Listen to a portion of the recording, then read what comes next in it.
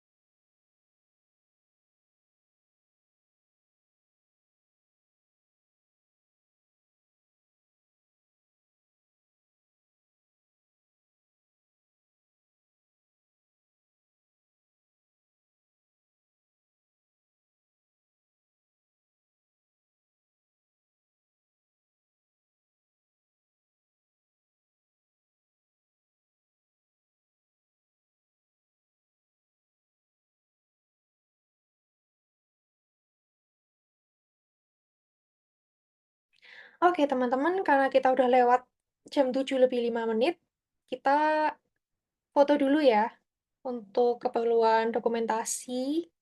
Teman-teman yang bisa on cam, boleh on cam, yang lagi di jalan nggak apa-apa kasih reaction atau kalau nggak bisa juga it's okay. Just, focus on your way home, safe trip. Oke, kita foto dulu ya. Satu, dua, tiga. Satu, dua, tiga.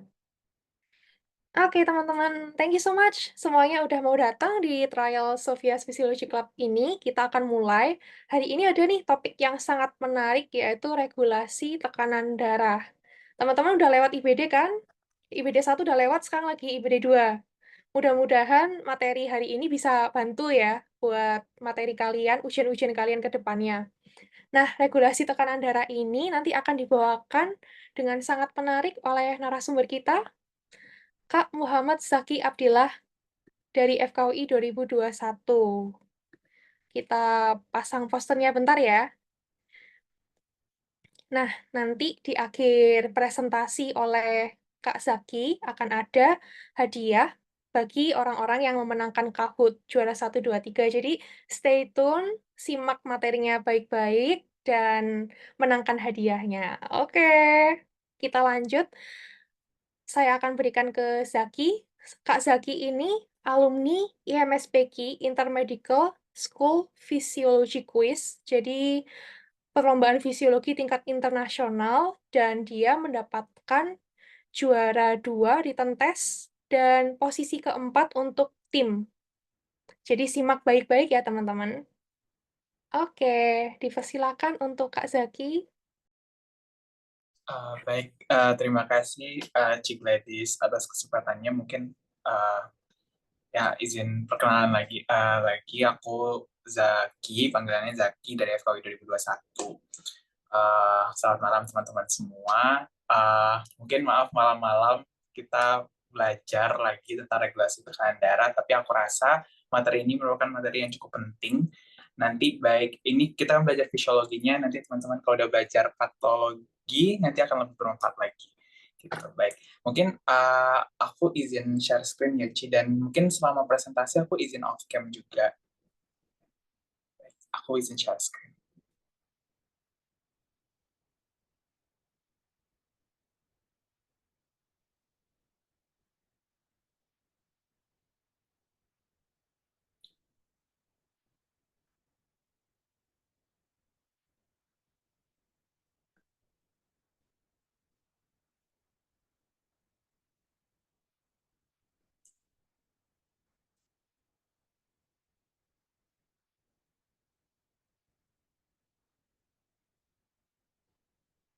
Apakah sudah terlihat?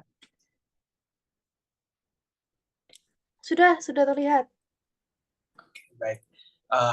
Baik, saya izin memulai. Jadi mungkin materi yang bakal kita bahas malam ini adalah blood pressure control, the Three Musketeers. Mungkin nanti aku bakal jelasin kenapa aku memanggil blood pressure control ini sebagai the Three Musketeers. Tapi sebelum kita bahas tentang tekanan darah, pengaturan tekanan darah itu, kita bahas dulu ya dasar-dasar dari tekanan darah itu sendiri.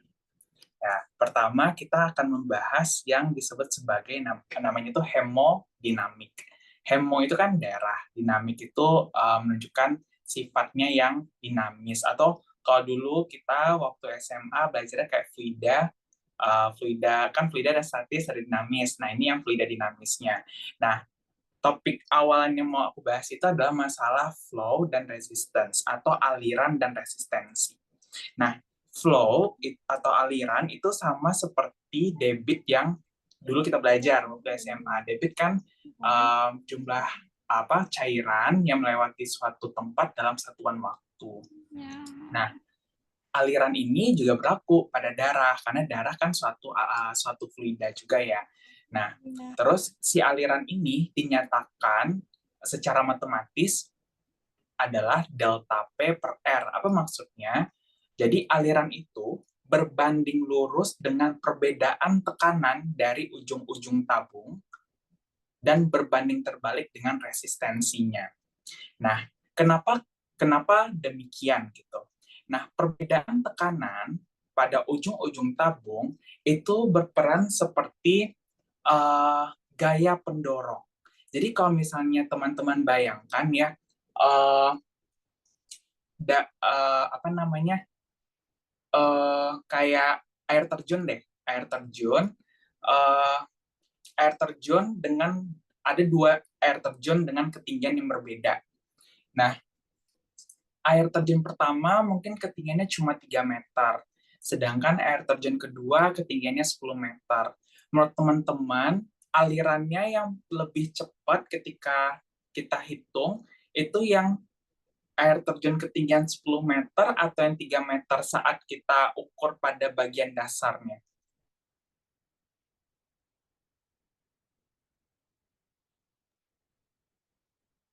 Nih, yang 10 ya, karena kan ketinggiannya sangat besar. Nah, jadi sebenarnya makna dari perbedaan tekanan ini tuh sama seperti perbedaan potensial. Jadi, kalau misalnya tadi air terjun analoginya itu, kalau misalnya air terjun yang 10 meter dibandingkan air terjun yang 3 meter, kita kalau ngelihat secara energi potensial, pasti yang lebih besar yang ini kan. Tentunya alirnya akan lebih besar di dasar ini. Nah, itu untuk delta P-nya. Sedangkan untuk resistensi itu maknanya adalah penghambat. Menghambat. Kalau misalkan bayangkan suatu aliran itu dihambat, tentu alirannya akan lebih lambat kan ya jalannya. Misalnya contoh, jalan yang sempit.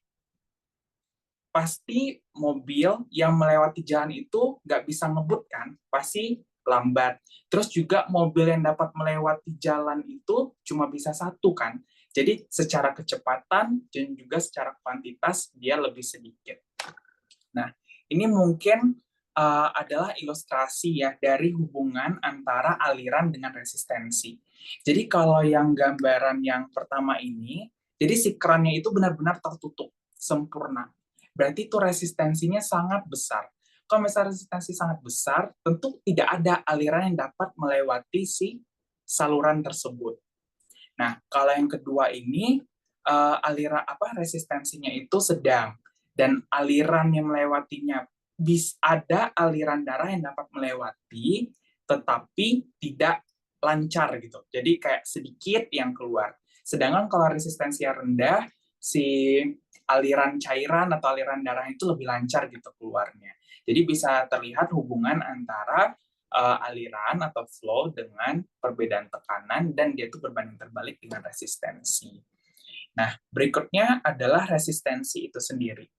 Kalau kita ngomongin resistensi, dulu waktu SMA kan di fisika ya, di listrik gitu, resistensi itu kan penghambat. Nah, dalam aliran cairan, apa sih yang menjadi faktor-faktor yang berkontribusi terhadap resistensi ini? Nah, Pertama adalah viskositas, yang ini, yang penting ya, viskositas. Dan yang kedua adalah jari-jari dari saluran yang dia lewati. Nah, yang pertama, viskositas. Nah, kenapa viskositas itu mempengaruhi resistensi? Teman-teman bisa bayangin, viskositas itu kan maknanya adalah densitas ya, kepadatan. Kalau teman-teman bayangin, jalan gitu ya, dalam suatu jalan, satu jalannya sepi, satu jalannya padat. Mana kira-kira mobil bisa jalannya lebih cepat? Yang jalannya banyak, yang padat, atau yang sepi? Yang bisa ngebut yang mana? Sepi. Yang sepi ya.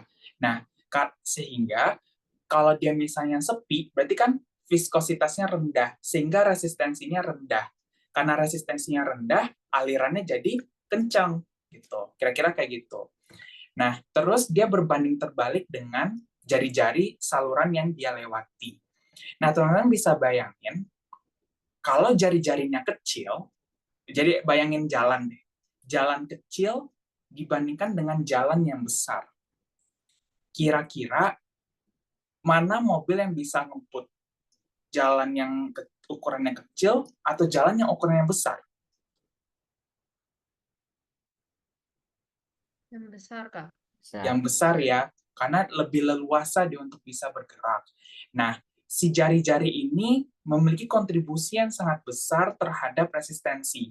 Bahkan dia sampai dengan berpangkat 4.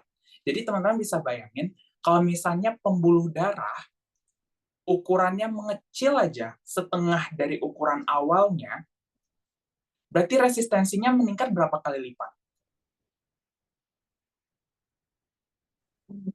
16, Kak. 16 kali lipat. Nah, kalau misalnya resistensinya naik 16 kali lipat, berarti alirannya kira-kira akan berkurang berapa kali lipat?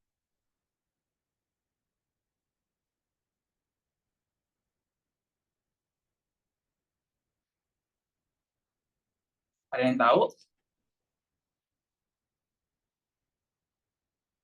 Maaf Kak, Alirannya apa? bisa diulang Kak, maaf.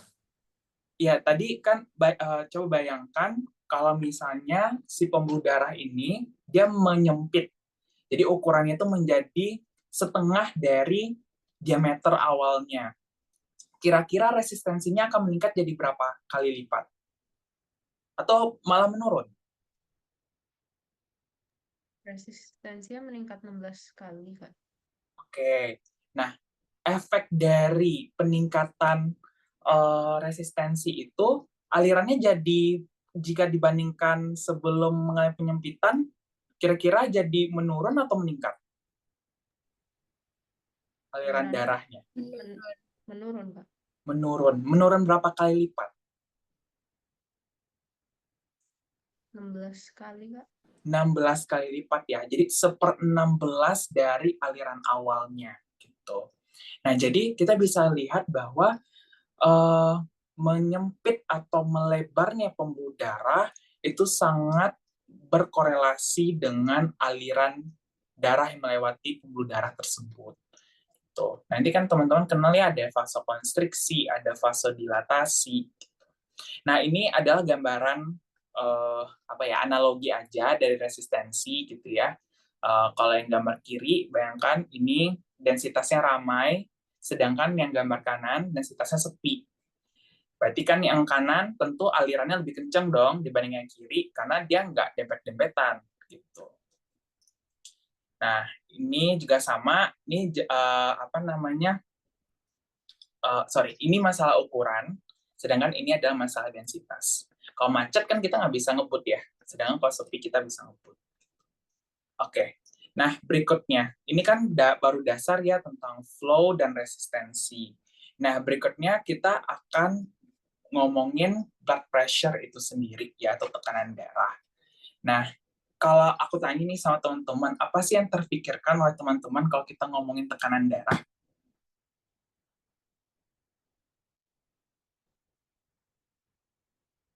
Ada yang terpikirkan apapun gitu, yang terpikirkan pertama kali kalau kita ngomongin tentang tekanan darah? Tensi, Kak. Tensi. Ada lagi? Sistol sama apa ya? Yang sistol itu, Kak. Oke, sistol dan diastol. Satu lagi deh. Apa yang terfikirkan kalau kita ngomongin tekanan darah? Anybody? Oke, ya udah. Oke, nggak salah ya. Jadi tekanan darah atau tensi ya itu hal yang sama. Terus memang tekanan darah kita itu terbagi atas sistol dan diastol. Nanti kita bakal bahas berikut ke bawah ya. Nah, tapi sebelum itu kita harus tahu dulu nih definisi dari tekanan darah itu sendiri. Kan tekanan darah tuh kita udah sering banget ya di obrolan sehari-hari, tekanan darah gue tinggi, tekanan darah gue rendah, gitu. Tapi sebenarnya tekanan darah itu apa sih? Gitu. Nah, tekanan darah itu adalah gaya yang ditimbulkan oleh si darah terhadap dinding dari pembuluh darah itu sendiri. Nah, si tekanan darah ini bergantung pada volume yang ada di dalam pembuluh darah dan juga compliance dari si pembuluh darah itu sendiri. Nah, kita bahas dulu ya, kenapa volume dan compliance ini bisa mempengaruhi. Nah, ini adalah balon ya. Ada balon. Teman-teman anggap ini ukuran balon awalnya itu sama satu sama lain, ya. Tapi volume diisi airnya berbeda. Yang ini lebih sedikit, yang ini lebih banyak. Kalau misalnya teman-teman bayangin, kalau mau diletusin sama jarum, kira-kira airnya lebih muncrat yang mana? Yang diisi lebih sedikit air atau lebih banyak air? Lebih banyak, Lebih Kak. banyak. Lebih banyak air. Nah, kenapa dia bisa muncrat? Karena Nya tekanan leb- terhadap dinding balonnya. Nah, benar, karena tekanan terhadap dinding balonnya lebih besar. Di sini teman-teman bisa melihat kan ya, korelasi antara volume dengan tekanan. Oke? Aman nggak? Aman nggak sejauh ini? Aman, Kak. Oke. Berikutnya, volume sudah, yang kedua compliance.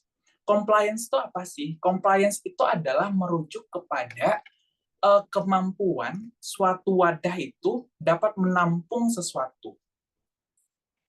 Berbeda dengan elastisitas ya. Kalau elastisitas itu dia membal atau dia balik lagi ke posisi semula. Nah, nih kita bandingkan. Yang sebelah kanan ini adalah kantong plastik. Yang ini balon. Yang punya sifat elastisitas yang mana? Balon atau kantong plastik? Balon. Balon. Nah, kantong plastik nggak ada ya. Nah, kita bisa menyimpulkan bahwa kantong plastik ini dia punya compliance yang lebih besar dibandingkan si balon. Karena apa? Karena si kantong plastik nggak punya elastisitas. Jadi dia cuma memiliki kemampuan untuk nampung aja, gitu. Nggak punya kemampuan untuk membal. Oke, sekarang kita lihat. Kalau misalnya kita letusin sama jarum, mana yang bakal muncrat? Di balon atau di plastik? Airnya. Balon. Di balon. Karena apa?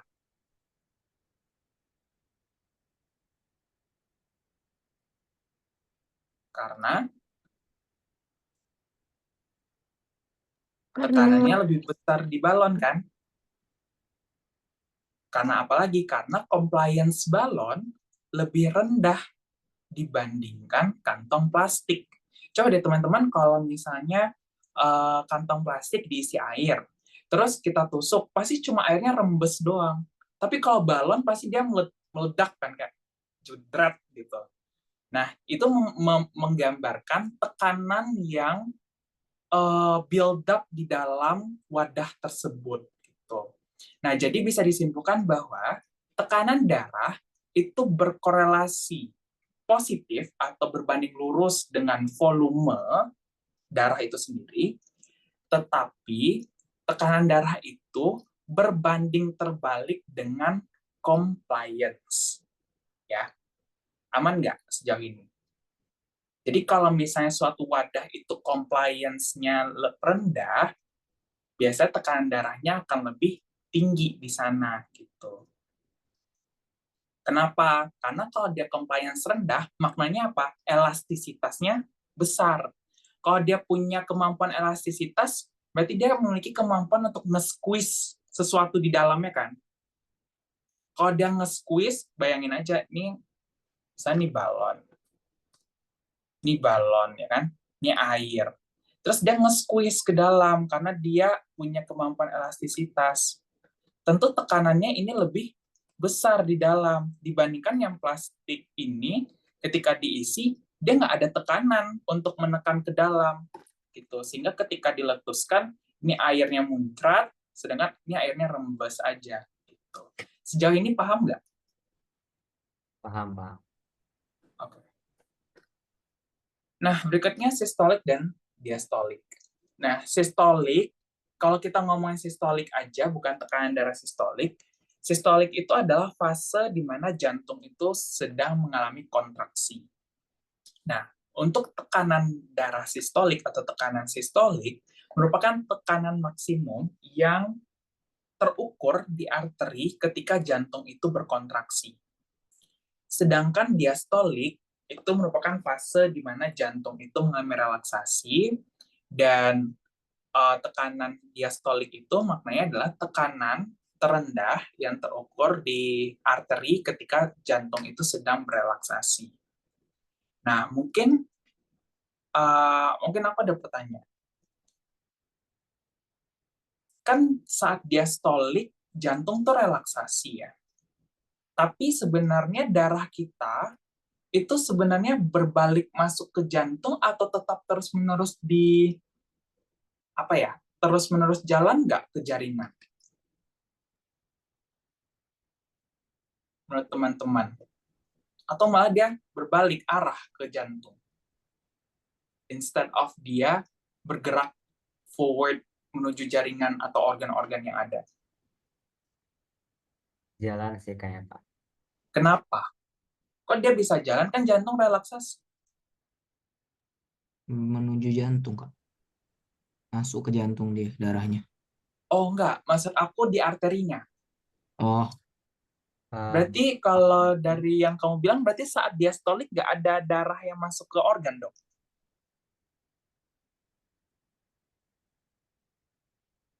Ya enggak? Atau ada yang bisa kasih ide gitu, apakah saat diastolik nggak ada darah yang masuk ke organ, atau sebenarnya darah tetap berjalan ke depan? Tetap moving forward? Tetap gerak ke Tetap organ. berjalan. Kira-kira kenapa? Kan nggak ada tenaga pembangkitnya, jantungnya sedang relaksasi. Karena ada compliance dari pembunuhnya. Oke. Mendekati, tapi sebenarnya bukan compliance, elastisitas. Ya. Nah, ini ada penjelasannya ya. Kalau misalnya jadi yang di atas ini adalah fase sistolik ya, teman-teman. Fase sistolik. Jadi fase sistolik kan udah jelas jantung mompa. Tentu itu adalah sumber energi dong untuk mendorong si darah ini ke seluruh tubuh. Nah, ketika si darah tadi dipompa dengan kuat oleh jantung, aorta, pembuluh darah besar yang terhubung langsung dengan jantung, dia itu memiliki kemampuan untuk memiliki compliance dan juga elastisitas. Jadi ketika darah itu dipompa, itu si aortanya ngembang, gitu. Dia ngembang. Nah, saat jantung berelaksasi, karena aortanya memiliki sifat elastis, dia akan membal balik ke posisi semulanya. Istilahnya itu adalah elastic recoil. Jadi dia membal balik, karena dia membal balik, darah tetap terpompa ke depan. Gitu. Paham nggak sejauh ini? Kenapa darah saat diastolik tetap terpompa ke depan? Paham, teman-teman? Paham, Kak? Oke. Nah, sebenarnya yang kita ukur dari diastolik itu adalah tekanan yang ditimbulkan oleh aorta saat dia membal balik itu, gitu. Karena itulah yang terukur. Oke. Nah, ini kan sistolik dan diastolik. Tapi sebenarnya tubuh kita itu, maksudnya sensor yang ada dalam tubuh kita itu apakah mengenali dia sebagai sistolik atau diastolik? Jawabannya enggak ya. Jadi tubuh kita tuh mengenali tekanan darah itu bukan sebagai sistolik atau diastolik, tapi dikenali sebagai mean arterial pressure, ya, atau tekanan darah rata. Nah, jadi tekanan darah rata ya kayak namanya ya, merupakan rata-rata dari tekanan darah sistolik dan diastolik, yang mana dialah yang menentukan tetap berjalannya atau kayak driving force pendorong darah itu di pembuluh darah supaya bisa sampai ke organ-organ. Dan tekanan darah rata inilah yang menjadi subjek untuk dimonitor dan juga diregulasi oleh sistem-sistem yang mengontrol tekanan darah dalam tubuh kita. Gitu. Nah, menurut teman-teman, tekanan darah rata ini cara ngitungnya gimana? Kalau dari namanya.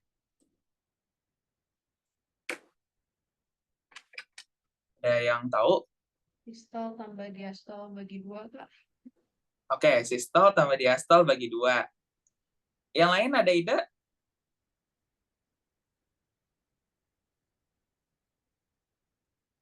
Oke. Ya, jadi walaupun namanya tekanan darah rata, tapi kita ternyata ngitungnya tidak sesimpel sistolik tambah diastolik bagi 2. Nah, ternyata rumusnya itu adalah 1/3 tekanan sistolik ditambah dengan 2/3 tekanan diastolik. Nah, atau alternatif rumus lainnya ada diastolik tambah 1/3 pulse pressure. Pulse pressure itu apa? Pulse pressure itu sebenarnya selisih sistolik dikurang diastolik. Nanti kalau dihitung, atas sama bawah nih sama kok. Nah, kira-kira kenapa nih? Kok nggak kayak yang dibilang sama teman kamu tadi? Kenapa nggak sistolik tambah diastolik bagi 2? Kenapa jadinya 1/3 sistolik tambah 2/3 diastolik? Alasannya adalah karena fase sistolik dengan fase diastolik itu durasinya tidak sama. Sehingga rasanya tidak fair kalau kita serta-merta hanya membagi mereka 2 gitu. Nah, ini teman-teman bisa lihat saat titik dia naik sini, ini adalah titik tekanan sistolik. Sedangkan dia ke bawah sampai sini, dari dia mulai ke bawah sampai sini adalah diastolik. Kalau misalnya teman-teman perhatikan ya, nih aku coba bagi ya.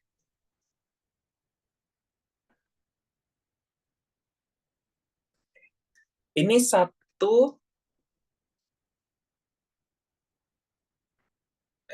jelek maaf.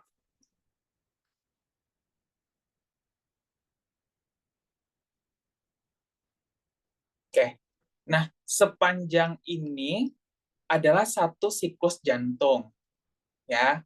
Nah, kalau teman-teman lihat, sistolik panjangnya cuma segini, sedangkan diastolik lebih panjang kan.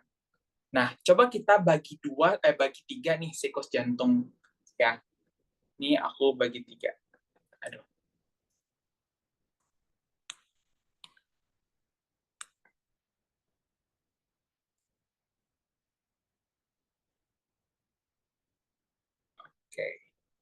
Oke. Nah, teman-teman bisa lihat di sini ketika kita membagi siklus jantung itu menjadi 3 part.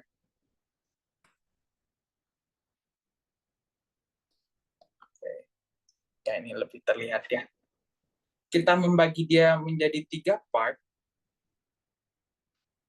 Kita bisa melihat bahwa tekanan sistolik itu hanya mendiami 1/3 dari durasi siklus jantung yang di sini. Sedangkan untuk diastolik, dia itu mengokupai 2/3 dari durasi siklus jantung. That's why ketika kita ingin menghitung tekanan rata darah, rumusnya itu menjadi 1/3 tekanan sistolik ditambah 2/3 tekanan diastolik. Paham nggak teman-teman?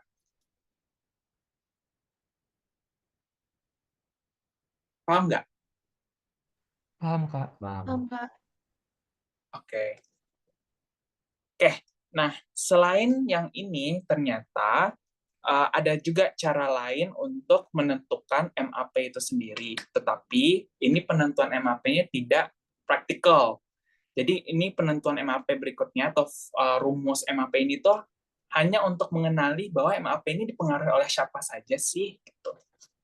Nah, baik. Nah, ini PA ini adalah si tekanan darah rata tadi ya. Nah, si tekanan darah rata ini dia itu berbanding lurus dengan cardiac output atau curah jantung dan juga berbanding lurus dengan total peripheral resistance atau resistensi perifer total. Nah, mungkin kita flashback lagi deh, masalah total peripheral resistance atau resistance. Tadi, teman-teman masih ingat nggak, resistance itu dipengaruhi oleh apa aja faktornya? Viscosity. Viscosity, Radius. terus apa? Sama radius. Oke, bagus. Ya, jadi teman-teman bisa bayangin nih, kalau misalnya apa namanya? Sorry, R. Kalau misalnya terjadi penyempitan pembuluh darah, kira-kira MAP-nya meningkat atau menurun? Tekanan darah ratanya meningkat atau menurun? Kalau jari-jarinya menyempit. Apa? Gak apa-apa. Berpendapat aja, teman-teman. Meningkat. Meningkat. Kalau viskositas meningkat, tekanan darah rata bakal meningkat atau menurun? Meningkat. Meningkat. Oke. Ya, itu dasar tadi jangan dilupain ya. Itu nanti membantu teman-teman untuk bisa paham kondisi penyakit-penyakit tertentu. Oke, berarti kita bahas tentang cardiac output atau curah jantung. Tadi kan belum dibahas sama sekali ya. Nah, curah jantung itu sebenarnya per definisi adalah volume darah yang dipompa keluar jantung dalam waktu 1 menit. Ya. Nah, si curah jantung ini dia berbanding lurus dengan stroke volume dan juga heart rate. Heart rate atau frekuensi nadi. Nah, stroke volume itu adalah volume sekuncup atau volume darah yang dipompa oleh jantung dalam setiap 1 kali kontraksi. Nah, terus ada si frekuensi nadi gitu. Nah, nanti kita bahas ya kira-kira apa aja sih faktor-faktor yang mempengaruhi si stroke volume dan juga frekuensi nadi. Gitu. Oke, mungkin sebelumnya, kalau misalnya tekanan darah, misalnya frekuensi nadi meningkat, kira-kira tekanan darah rata meningkat atau menurun?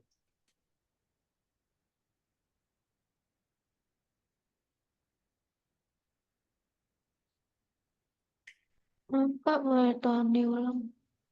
Nih, kalau misal frekuensi nadi meningkat atau heart rate meningkat, tekanan darah rata meningkat atau menurun? Meningkat. Oke, meningkat ya, karena kan cardiac output berbanding lurus dengan heart rate. Terus tekanan darah rata juga berbanding lurus dengan cardiac output. Oke, nanti kan stroke volume kita bahas di bawah.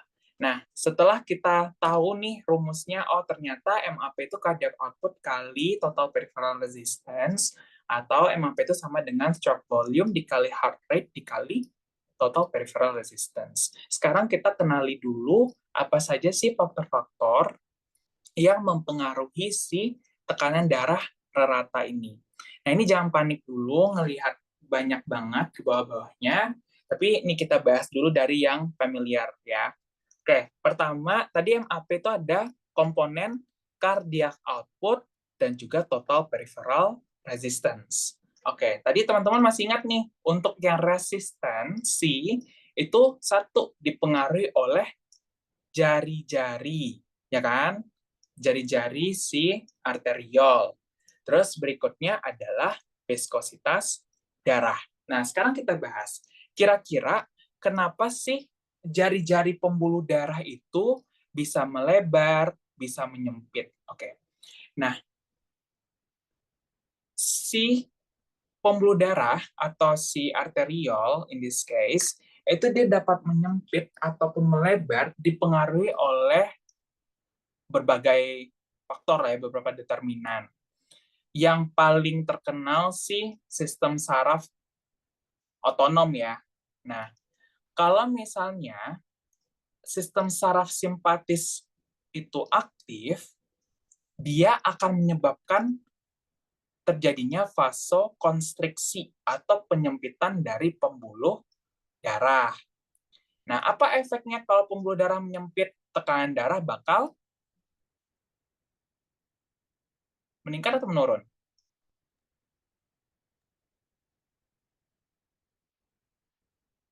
Meningkat. Meningkat, bagus. Oke. Nah, ada juga faktor-faktor lain. Jadi ada istilahnya itu adalah agen-agen vasokonstriktor. Ada namanya vasopresin dan juga angiotensin 2. Nah, dua senyawa ini juga berkontribusi terhadap terjadinya penyempitan dari pembuluh darah itu sendiri. Oke. Nah, berikutnya adalah faktor-faktor lokal metabolik. Nah, faktor-faktor lokal metabolik itu biasanya adalah senyawa-senyawa yang dilepaskan oleh jaringan dalam kondisi-kondisi tertentu. Misal contoh, kalau kita lagi olahraga, itu kan pasti karbon dioksida, bakal banyak banget tuh dikeluarin oleh si sel-sel otot, ya kan? Nah, kehadiran dari karbon dioksida dan metabolit lainnya itu menyebabkan terjadinya pelebaran dari pembuluh darah. Kenapa pembuluh darahnya harus melebar? Karena namanya lagi olahraga, ototnya sedang bekerja, tentu dia perlu energi yang lebih banyak kan? Nah, gimana cara dia bisa meningkatkan energinya? Dengan cara melebarkan pembuluh darah. Dengan dia melebarkan pembuluh darah, lebih banyak oksigen yang masuk, lebih banyak nutrisi yang masuk juga. Gitu. Nah, efeknya apa kalau misal pembuluh darah melebar? Kalau pembuluh darah melebar, jari-jari melebar kan? Tekanan darah bakal bagaimana? Menurun atau meningkat?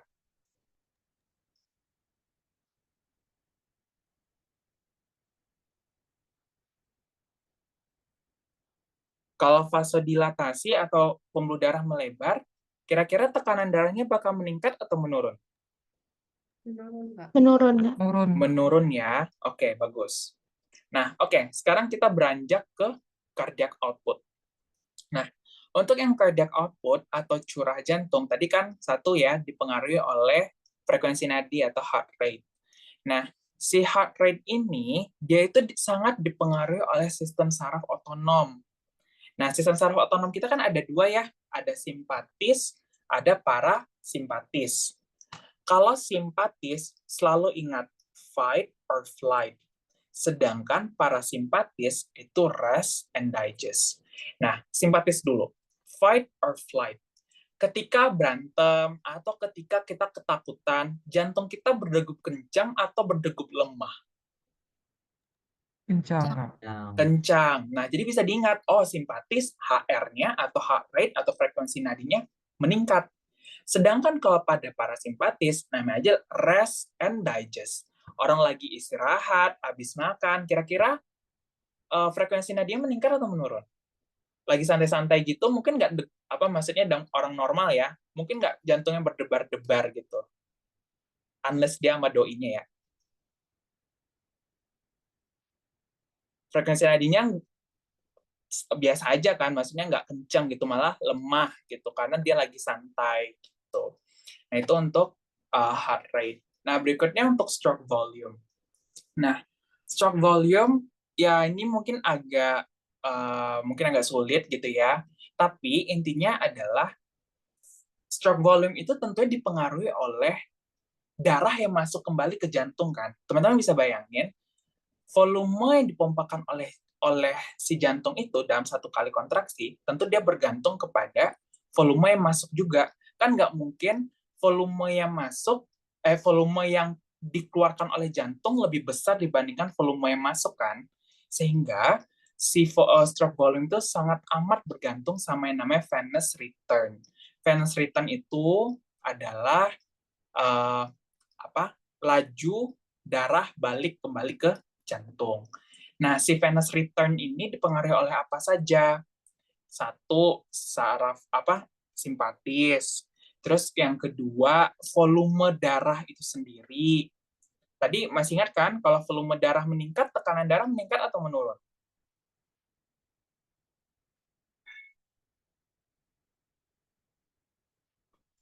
Meningkat. Meningkat ya. Terus yang ketiga ada aktivitas respirasi. Nah, sebenarnya untuk aktivitas respirasi sendiri, kalau teman-teman bayangin nih, bukan bayangin sih, kalau teman-teman masih ingat, dulu kalau kita belajar tentang pernapasan, saat kita inspirasi, tekanan di dalam rongga dada kita meningkat atau menurun? Menurun. Menurun. Benar-benar menurun. Nah, kita harus selalu ingat bahwa fluida, baik itu berupa cairan ataupun udara, dia tertarik dengan tekanan yang lebih rendah. Nah, ini sama. Jadi ketika kita inspirasi atau ketika kita ambil napas, tekanan di dalam rongga dada kita kan rendah tuh. Nah, dia akan memiliki efek seperti menyedot darah dari perifer atau dari ekstremitas, karena tekanan di rongga toraks kita lebih rendah dibandingkan tekanan-tekanan yang ada di ekstremitas saat itu, sehingga dia kayak nge-suction gitu, kayak nyedot gitu. Sehingga ketika kita inspirasi, venous return itu akan meningkat gitu. Oke, sejauh ini ada yang mau ditanyakan teman-teman?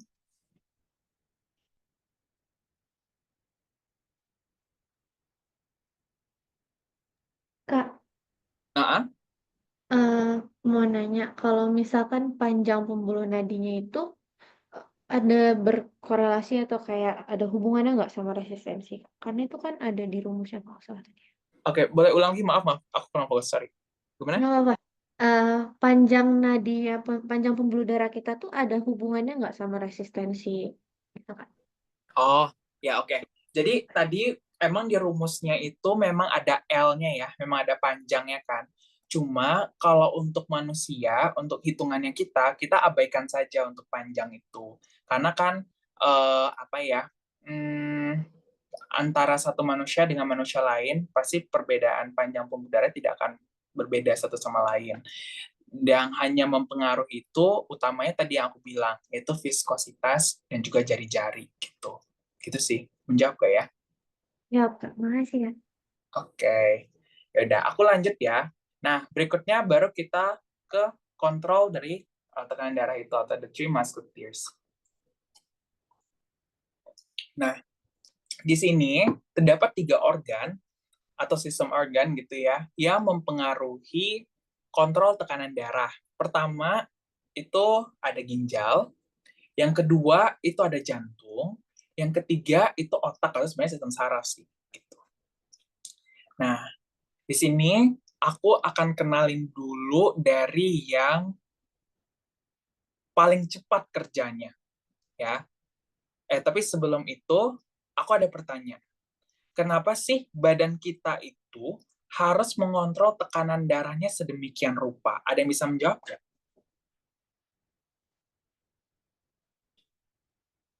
Kenapa sih harus dikontrol gitu? Kenapa nggak dibiarin aja gitu? Mau dia tinggi kayak, mau dia rendah kayak, kenapa harus dikontrol?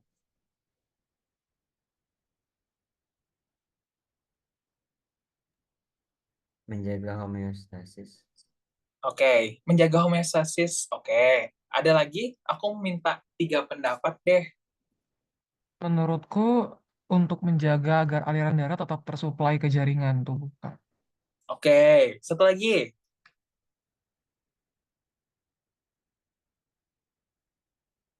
Ayo guys, berpendapat aja. Nggak ada salah atau benar di sini. Ada yang mau berpendapat? Satu lagi? Apapun guys, yapping aja.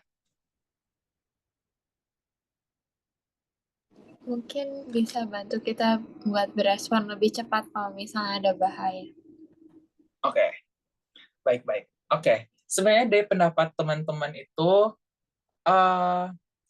nggak benar, ada benarnya gitu. Jadi memang tentu tekanan darah ini kita kontrol, satu memang merupakan bagian dari yang harus dijaga dari homeostasis itu sendiri. Terus, nah sebenarnya yang paling penting itu menjaga aliran darah untuk tetap bisa sampai ke jaringan. Itu tujuan utama kenapa tekanan darah ini tuh sangat harus dikontrol gitu ya. Terus juga tadi kalau misalnya lebih cepat merespon itu sebenarnya dia efek, bukan sebagai bagian yang dia respon lah, bukan dia memediasi kita tuh jadi lebih cepat responnya gitu. Oke. Pertama aku kenalin dulu yang namanya baroreseptor refleks atau refleks baroreseptor. Nah, tapi sebelum itu aku mau kenalin dulu. Kalau kita ngomongin refleks, ada namanya reflex arc atau lengkung refleks. Nah, kalau kita ngomongin lengkung refleks, itu ada beberapa komponen. Satu, reseptor. Reseptor itu apa? Sensor. Kalau misalnya, contohnya? Aku nggak ngerti lagi listrik-listrikan.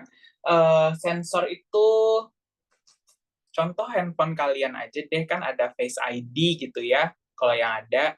Nah, itu kan dia bisa mengenali wajah kita. Kenapa dia bisa? Karena dia punya sensor. Nah, terus yang kedua ada sensory neuron, atau ada yang bilang afferent neuron. Hati-hati ya, afferent. Afferent neuron. Ya. Nah, terus dari afferent atau sensory neuron akan dihantarkan ke pusat pengelolaan informasi. Tapi kalau dia refleks, sebenarnya dia nggak harus melalui itu. Jadi dia kayak numpang lewat aja gitu. Nah, terus ada yang namanya motor neuron atau efferent neuron. Efferent, ingat, ini efek. Jadi efek itu kan belakangan ya. Terus baru efektor. Efektor itu adalah respon kita. Misalnya contoh,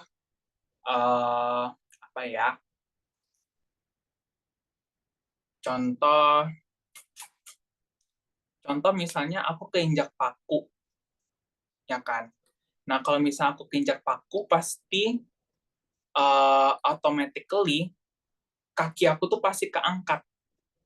Nah, itu efektornya adalah otot di kaki.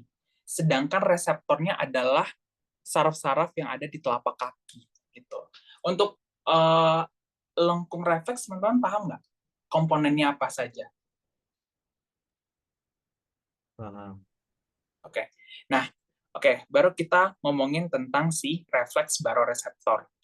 Nah, kan tadi dimulai dari reseptor ya. Nah, reseptor untuk tekanan darah itu adalah namanya baroreseptor. Baro kan tekanan ya. Nah, baroreseptor ini dia terletak di aorta satu, sama satu lagi di sinus karotid atau di arteri karotid. Arteri karotid itu arteri yang ada di leher teman-teman yang dekat jakun, ya. Nah, si baroreseptor ini dia akan menerima informasi gitu ya kan, karena letaknya di pembuluh darah, jadi dia bisa secara langsung mendeteksi tuh, oh ini tekanan darah lagi tinggi atau rendah sih gitu. Nah, kalau misalnya tekanan darahnya tinggi, firing rate itu kayak laju dihasilkannya impuls listrik akan sangat tinggi juga. Jadi semakin tinggi tekanan darah, firing rate di reseptornya juga bakal tinggi. Nih teman-teman kalau lihat di sini ya, nih tekanan darah meningkat kan. Nah ini spike ini mewakilkan firing rate dari reseptor itu sendiri. Bisa dilihat dia makin rame. Sedangkan ketika tekanan darahnya drop, turun, firing rate-nya pun juga ikutan menurun gitu. Nah, efeknya apa sih? Maksudnya apa sih respon yang akan ditimbulkan ketika si baroreseptor itu mendeteksi misal tekanan darah tinggi atau tekanan darahnya rendah. Nah, ini kita lihat ya. Nah, ketika terjadi peningkatan tekanan darah, jadi ketika si baroreseptor nih mendeteksi, oh tekanan darah meningkat gitu. Nah, kalau tekanan darah meningkat, tentu firing rate di baroreseptornya itu meningkat juga kan? Oke. Setelah itu apa? Informasi dari si reseptor tadi akan dihantarkan ke pusat jantung yang berada di brainstem, ya, atau di batang otak. Nah, kalau misalnya tekanan darahnya tinggi, berarti kita mengharapkan untuk tekanan darah diturunkan atau dinaikkan lagi? Turunkan. Turunkan. Diturunkan ya. Nah, gimana cara menurunkannya? Nah, refleks baroreseptor ini adalah refleks yang bekerja dengan mempengaruhi sistem saraf otonom, jadi simpatis dan parasimpatis. Nah, berarti in this case, ketika tekanan darah meningkat, sistem saraf simpatisnya aktivitasnya akan ditinggikan atau diturunkan?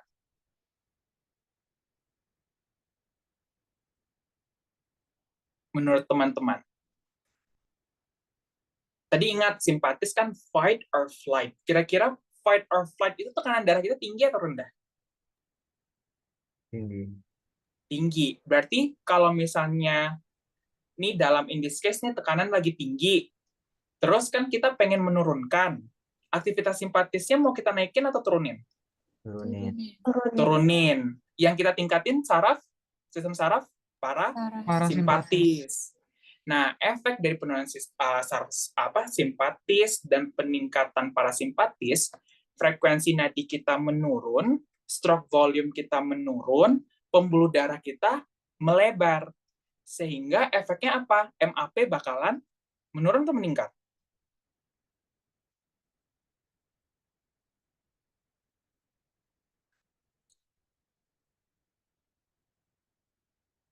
MAP bakalan menurun.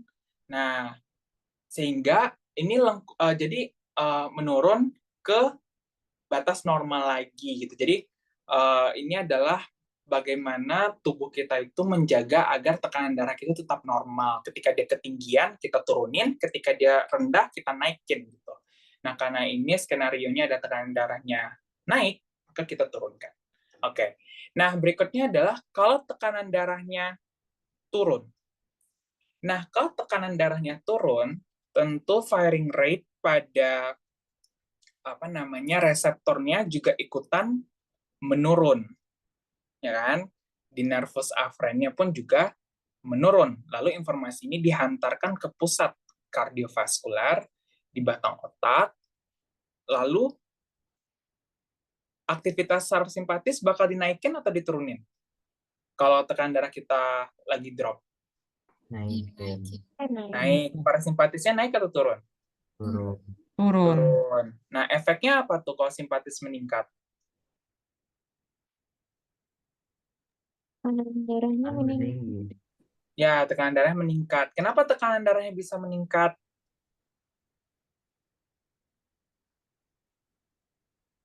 Karena saraf simpatis menyebabkan terjadinya peningkatan frekuensi nadi, peningkatan stroke volume, dan juga penyempitan atau vasokonstriksi dari pembuluh darah. Sehingga ya udah MAP-nya meningkat. Ingat tadi MAP sama dengan cardiac output dikali dengan total peripheral resistance. Oke. Nah, refleks baroreseptor ini merupakan sistem pengontrolan yang dapat terjadi dalam waktu yang sangat cepat. Dalam waktu hitungan detik, dia bisa bekerja. Terus yang kedua, dia adalah sistem regulasi yang dapat mengatur ketika tekanan darah naik ataupun ketika tekanan darahnya turun. Karena sisanya, sistem regulasi itu hanya bisa mengatur salah satunya, naik saja atau turun saja. Nah, untuk refleks baroreseptor, apakah ada yang ingin tanyain?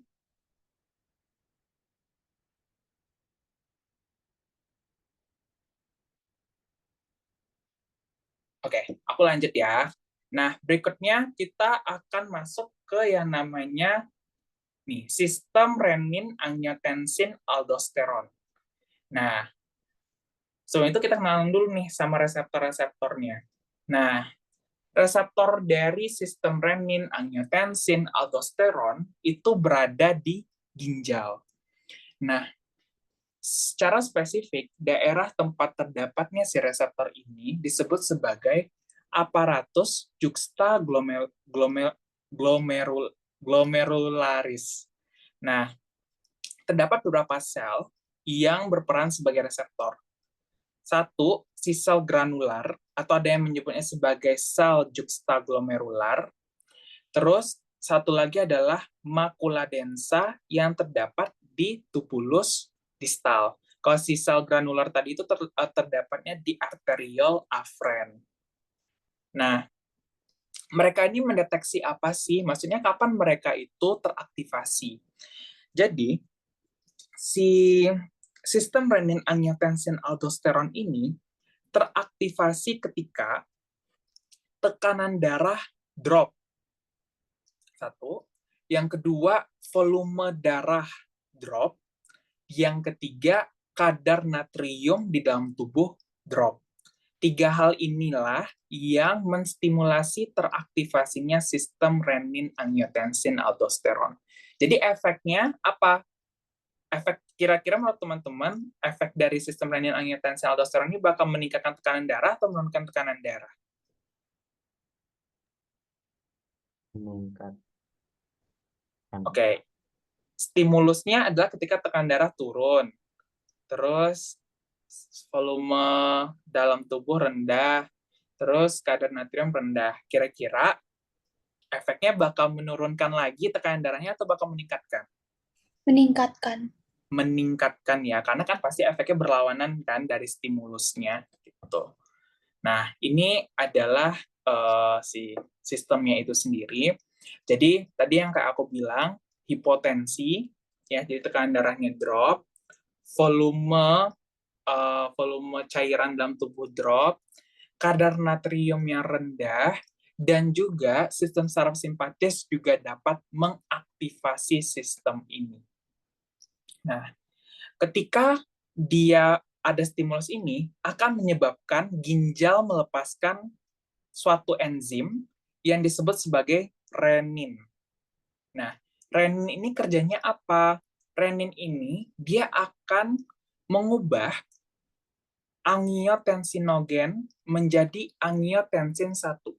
Angiotensinogen ini apa? Angiotensinogen ini merupakan suatu protein yang dihasilkan di hepar atau di hati, tapi dia itu bersirkulasi secara bebas di darah. Sehingga ketika renin dilepaskan, dia bisa ketemu sama angiotensinogen. Dan ketika dia bertemu, dia akan dipecah menjadi angiotensin 1. Nah, lalu, angiotensin 1, ketika dia tiba di paru-paru, dia akan bertemu dengan suatu enzim yang disebut sebagai ACE, atau angiotensin converting enzyme. Angiotensin converting enzyme. Oke. Nah, si ACE ini memiliki kerjaan untuk mengubah angiotensin 1 menjadi angiotensin 2. Nah, angiotensin 2 lah yang memiliki efek gitu. Nah, si angiotensin 2 ini kerjanya apa? Tadi kalau kita ingat, angiotensin 2 merupakan salah satu agen vasokonstriktor yang poten. Jadi dia bisa menyebabkan penyempitan dari pembuluh darah, itu satu, ya. Dia bisa menyebabkan penyempitan dari pembuluh darah. Yang kedua, si angiotensin 2 ini dia dapat bekerja di pusat rasa haus yang ada di otak. Dan dia merangsang rasa haus itu sendiri. Kalau misalnya dia membuat seseorang haus, orangnya minum kan? Kira-kira cairan dalam tubuh meningkat atau menurun kalau kita minum? Meningkat. Meningkat, sehingga dia meningkatkan volume dari si darah itu sendiri. Oke? Nah, berikutnya, yang ketiga, dia itu merangsang dilepaskannya suatu hormon yang disebut sebagai aldosteron. Ya, aldosteron itu dihasilkan oleh kelenjar adrenal. Nah, aldosteron ini fungsinya apa? Aldosteron itu menyebabkan terjadinya reabsorpsi dari natrium. Nah, reabsorpsi itu kan maknanya adalah diserap kembali natrium yang sudah ada di dalam urin, gitu kan? Nah, terus apakah hubungannya sama peningkatan volume darah? Ketika natrium itu diserap, ada pepatah fisiologi mengatakan water follows sodium. Jadi air selalu mengikuti natrium kemana. Jadi ketika natrium diserap ke dalam tubuh, air ikutan keserap. Nah, efeknya apa? Volume darah kita meningkat nggak? Ya. Ya. Nah, sehingga dari terjadinya penyempitan pembuluh darah, terus peningkatan volume darah, kedua hal ini secara bersama-sama akan meningkatkan tekanan darah itu sendiri. Oke, paham nggak sejauh ini? Ya, ini aku tulis dulu ya pepatah fisiologinya.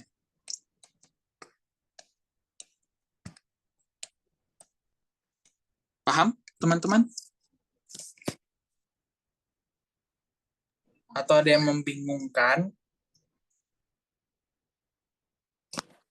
Oke, aku lanjut dulu ya. Oke, kalau renin-angiotensin-aldosteron system, dia merupakan suatu sistem yang merespon ketika tekanan darah kita drop atau turun, terdapat sistem lain yang disebut sebagai peptida natriuretik. Nah, si peptida natriuretik ini, coba ya dari namanya, natriuretik. Natri itu maksudnya natrium. Uretik itu uresis. Jadi maknanya adalah natrium yang akan dibuang secara besar-besaran lewat urin. Nah, si natriuretik peptide ini dilepaskan sebagai respon dari terjadinya peningkatan satu, tekanan darah, yang kedua, volume darah yang terlalu banyak atau overload. Ya, dua itu sih. Intinya hal-hal yang menyebabkan jantung itu ke-stretch, meregang, gitu. Terutama di daerah atrium. Nah, jadi ada namanya atrial stretch receptor. Jadi reseptor regangan pada atrium. Ketika dia teregang, akan dilepaskanlah peptida-peptida tadi. Peptida-peptida tadi itu dipertimbangkan atau dikonsider sebagai hormon ya sebenarnya. Nah, apa efeknya? Efek dari si natriuretic peptide ini adalah penurunan dari tekanan darah itu sendiri. Nah, di sini teman-teman bisa lihat ya, stimulusnya dari distensi atrium atau yang lain-lain. Tapi utamanya sih distensi atrium karena terjadinya volume overload atau volume darah yang terlalu banyak. Dan satu lagi itu adalah tekanan darah yang terlalu tinggi. Nah, ketika dia dilepaskan, si natriuretic peptide ini ngapain, atau peptida natriuretik ini ngapain? Dia kerjanya sangat amat berlawanan dengan angiotensin 2. Jadi, benar-benar berkebalikan. Kalau tadi angiotensin 2 menyebabkan terjadi peningkatan total peripheral resistance dengan cara menyempitkan pembuluh darah, si natriuretic peptide ini, dia melebarkan pembuluh darah sehingga menyebabkan si resistensi perifer menurun. Ya, satu. Terus yang kedua adalah si natriuretic peptide itu dia akan menyebabkan terjadinya penurunan pelepasan dari Jadi dia mempengaruhi terlebih dahulu GFR. GFR itu apa? GFR itu adalah glomerular filtration rate, jadi laju filtrasi glomerulus. Nah, si natriuretic peptide ini menyebabkan peningkatan dari hal tersebut. Nah, ketika GFR meningkat, renin yang tadi asal-muasalnya sistem renin-angiotensin-aldosteron akan diturunkan. Jadi akan di-drop lah pelepasannya. Kalau reninnya pelepasannya dikit, tentu angiotensin 2-nya juga dikit dong. Nah, karena angiotensin 2 dikit, aldosteron juga dikit. Sehingga efeknya apa? Natriumnya bakal banyak dibuang. Nah, ingat pepatah fisiologi tadi, water follow sodium. Ketika natrium tidak diserap, berarti kan natrium berada di dalam urin. Dia akan menarik air dari sekitarnya untuk dibuang secara bersamaan dengan si natrium. Sehingga apa? Kencingnya jadi banyak. Kalau kencing banyak, volume darah kita bakal meningkat atau menurun? Menurun, sehingga secara bersamaan volume darah yang menurun dan juga resistensi perifer yang menurun, itu akan menyebabkan terjadinya penurunan dari tekanan darah itu sendiri. Gitu. gitu. Ada yang mau bertanya nggak teman-teman? Atau udah jelas sejauh ini?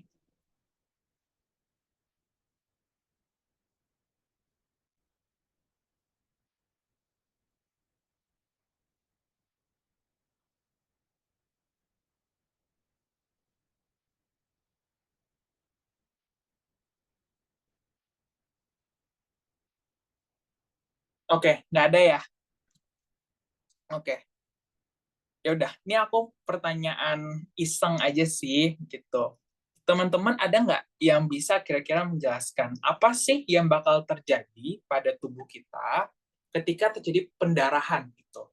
Dalam hal tekanan darah, dalam hal perubahan tekanan darah dan bagaimana sistem pengontrolannya. Ada yang bisa volunteer nggak kira-kira apa sih yang bakal terjadi gitu? Anybody? Berpendapat aja. Ayo, ada nggak? Harusnya tekanan darahnya menurun, Kak. Karena volume Oke, darahnya menurun. oke. Terus kalau tekanan darah menurun, apa yang tubuh kita lakukan untuk melawan hal tersebut?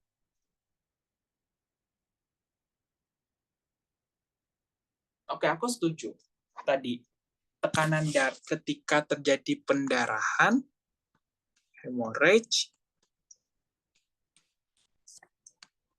tekanan darah turun. Terus tubuh kita pasrah aja kah tekanan darahnya turun? Mungkin yang 3 sistem tadi itu merespon Oke, Kak. benar. Apa dulu yang kerja? Saraf simpatisnya teraktivasi Kak. Oke, berarti refleks baroreseptor ya. Refleks baroreseptornya activated. Oke, tadi dia bilang simpatiknya meningkat ya, simpatetik meningkat. Oke, terus kalau misalnya nih si refleks baroreseptornya tidak adekuat atau tidak cukup gitu untuk bisa menaikkan tekanan darah, kira-kira hal apa lagi yang akan diaktifasi? Si RAS sistemnya Kak. Oke, emang harapannya apa dari si RAS system? Kenapa dia harus aktif? Dia bisa ningkatin natrium retention biar Oke, airnya bagus. Natrium retention. Terus apa lagi? sama sama dengan saraf simpatis juga dia vasokonstriksi Kak. Oke, vasoconstriction. Oke. Ya, ini gambarannya sebenarnya sederhana seperti ini, gitu ya. Sehingga ketiga faktor ini harapannya adalah BP-nya naik lagi, gitu ya. Oke. Ya, oke. Sebenarnya materi malam ini udah selesai. Ini mungkin ada referensi yang aku gunain. Oke, thank you semuanya. Ada yang mau bertanya nggak? Aku izin stop share dulu ya.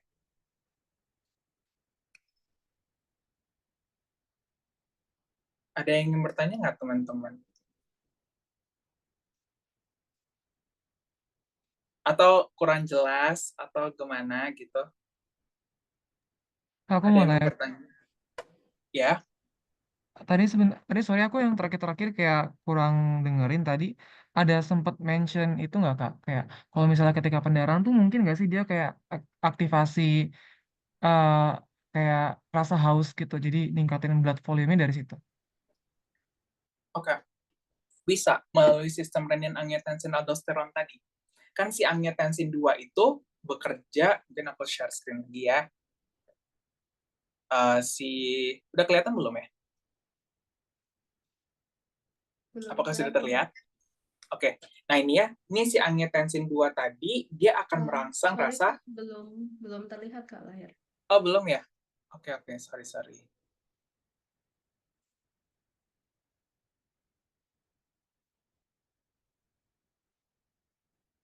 Nih, apakah sudah terlihat?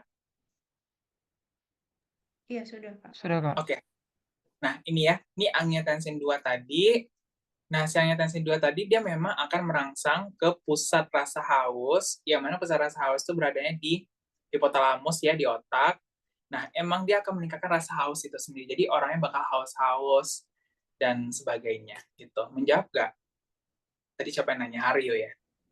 Iya, kalau misalnya orangnya kecelakaan kayak parah gitu, terus nggak mungkin nggak sih Kak, kayak dia haus, Kenapa pingsan nggak gitu kan? mungkin? Oh mungkin ya, ada rasa Tergantung haus. kesadaran pasiennya gimana ya. Kalau misalnya pasiennya udah nggak sadar, ya nggak akan terlihat rasa hausnya itu. Tapi mungkin bisa ditanya sama Cik Gladys, since Cik Gladys udah koas kan, udah ketemu pasien trauma. Gimana, Ci?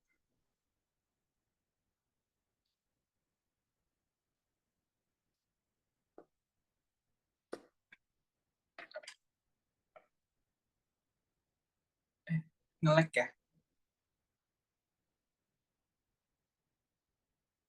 Oke.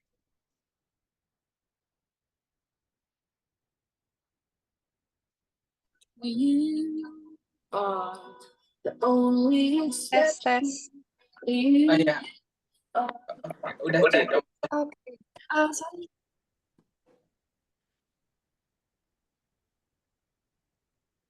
Tadi internetnya lagi putus-putus, boleh diulang? Oke, tadi hari ini nanya Ci, kalau misalnya pasien bleeding gitu, mungkin nggak sih dia haus gitu? Tadi aku jawabnya sih, ya kalau misalnya dia masih sadar ya bisa aja dia masih haus-haus, tapi kalau misalnya nggak sadar ya nggak akan kelihatan haus gitu. Tapi dari pengalaman klinis dari Ci sendiri gimana? Oke, jadi kalau bleeding itu tergantung dari tahapannya. Mungkin nanti bisa kalian lihat tuh ada stage of shock. Shock hipovolemic itu ada tahap-tahapnya, ada stage. Biasanya, internetku unstable. Lancar nggak di kalian? Lancar-lancar Ci. Oke, biasanya kalau orang sistem itu bukan sesuatu yang terjadi secara cepat ya. Jadi itu butuh waktu untuk ginjal itu bisa beradaptasi dalam hitungan harian kalau nggak salah inget ya. Jadi kalau orang lagi berdarah, dia nggak langsung merasakan haus, kecuali memang dari awal dia lagi dehidrasi, lagi kepanasan, itu mungkin dia bisa merasakan haus. Tapi pada dasarnya, kalau orang pendarahan itu kan biasanya akut ya, dalam waktu cepat, itu nggak langsung. Oke, tes. Oke, masuk Ci, masuk.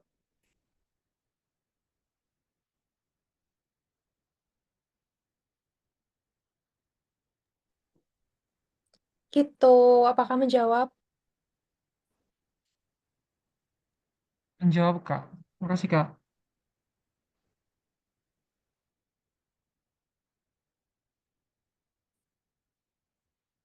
Oke, thank you Ci. Apakah teman-teman ada yang ingin bertanya lagi? Oh ya, tadi benar ya, RAS itu memang kerjanya, tadi aku nggak mention ya, kerja itu baru 1-3 hari. Jadi emang not acutely activated gitu, takes time. Yang acutely activated itu adalah si baroreceptor reflex.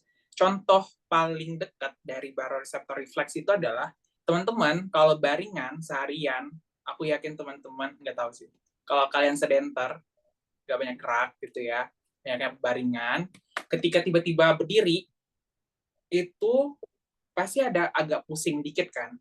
Nah, tapi secara cepat, kita jadi nggak pusing.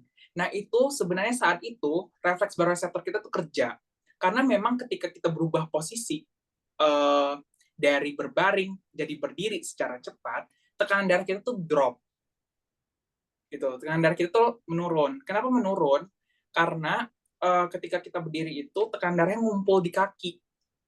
Jadi yang darah masuk ke jantung itu dikit, karena darah, masih ingat kan tadi kalau misalnya darah yang balik ke jantung dikit, tentu yang dikeluarin jantung dikit juga kan, sehingga tekanan darahnya dikit gitu.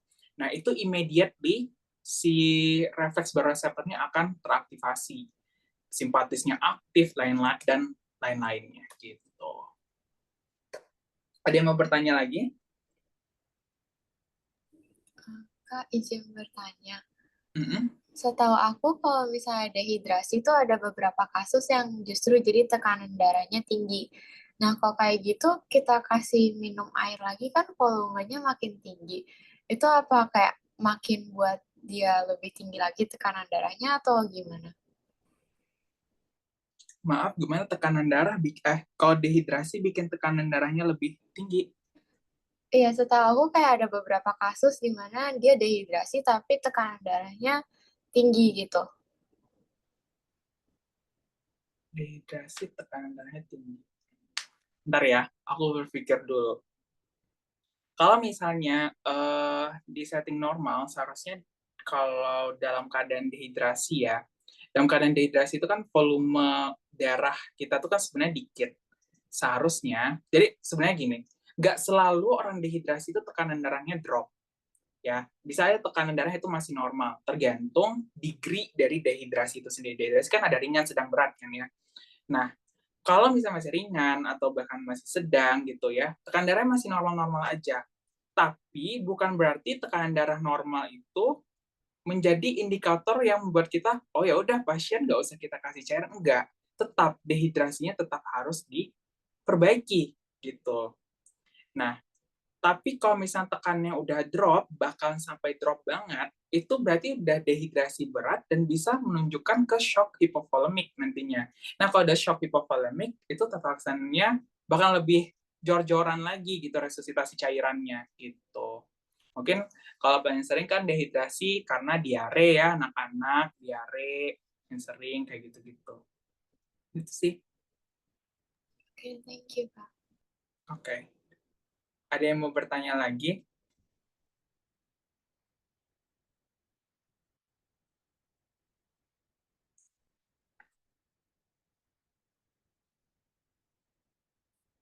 Anybody?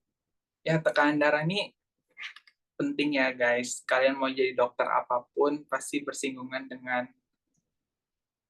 tekanan darah, hemodinamik, etc. Kecuali jadi patologi anatomi atau patologi klinik.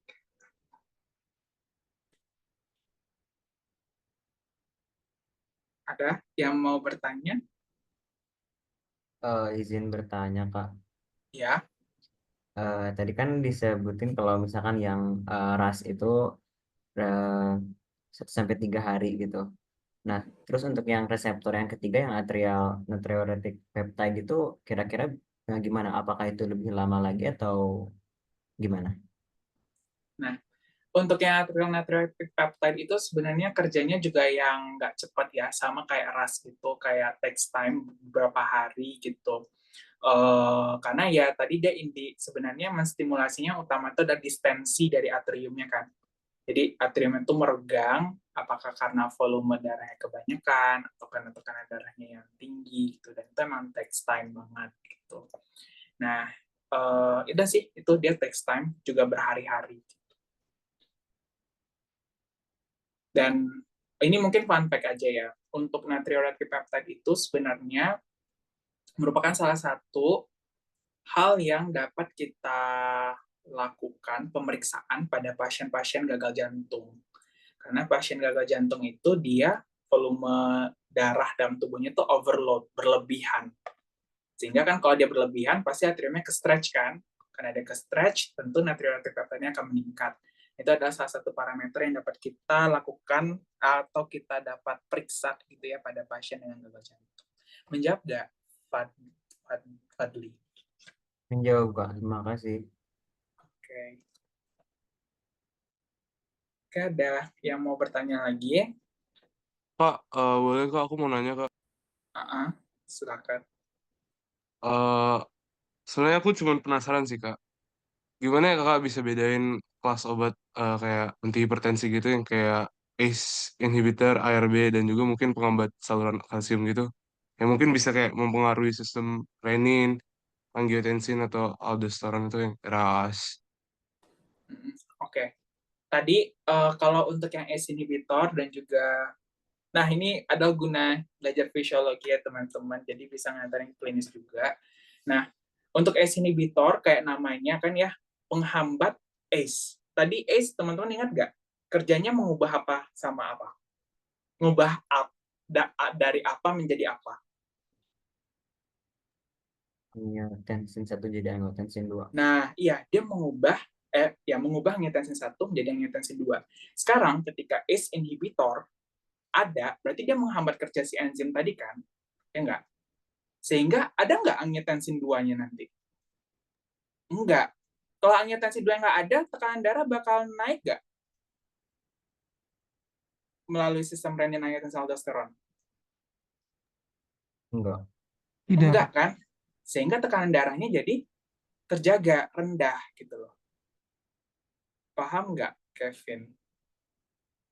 Itu untuk yang ACE Oh, inhibitor ya. oke, Nah, oke. kalau untuk ARB, itu kan angiotensin reseptor blocker. Nah, ini cuma tempat bekerjanya aja yang berbeda. Kalau yang ARB ini, kerjanya itu memang di reseptor dari angiotensin 2 tadi. Jadi dia nempel di reseptor angiotensin 2 yang ada di mana? Di pembuluh darah, di korteks adrenal, di ginjal, tapi efeknya bakal sama dengan ACE inhibitor tadi. Jadi efek dari angiotensin 2 nggak akan muncul, ya kan? Karena dia nggak bisa berdekatan dengan reseptornya, gitu. Nah, nanti memang akan ada perbedaan gitu dari ACE inhibitor dan ARB itu sendiri kalau kita ngomongin masalah side effect-nya, itu nanti aja pembahasannya.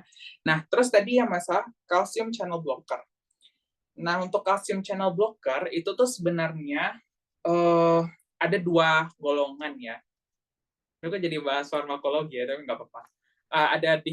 Ada golongan namanya dihidropyridin, ada namanya golongan non-dihidropyridin. Nah, kalau yang paling sering dipakai sama orang-orang yang hipertensi, itu adalah golongan dihidropyridin. Kayak amlodipin, nifedipin. Nah, dia kerjanya gimana? Kerjanya adalah dengan cara merelaksasikan pembuluh darah. Kalau pembuluh darah berelaksasi, dia konstriksi atau dilatasi?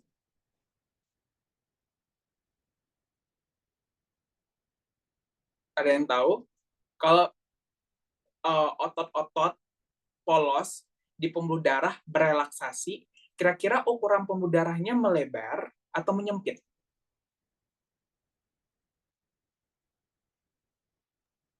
Melebar kayaknya kan. Melebar. Tadi ingat nggak kalau misalnya pembuluh darah melebar, resistensi meningkat atau menurun? Menurun. Menurun. Menurun. Tekanan darah bakal meningkat atau menurun? Meningkat. Resistensi Menu- menurun, oh, nu- berarti tekanan darahnya juga menurun. menurun, ya Menurun. kan? Karena kan mean arterial pressure sama dengan cardiac output dikali TPR atau total peripheral resistance. Kalau peripheral resistance yang menurun, tentu tekanan darah juga turun. Gitu. Nah, alasannya kenapa si calcium channel blocker itu, karena kan kalsium itu, ingat nggak dulu kalau teman-teman belajar tentang otot itu berkontraksi perlu kalsium nggak? Perlu kan? Sekarang kalsiumnya nggak bisa masuk. Bisa nggak dia berkontraksi? Nggak bisa, jadi dia relaksasi gitu. Paham nggak, Kevin? Oh, oke, Kak. Makasih ya, Kak. Oke, ada yang mau bertanya lagi?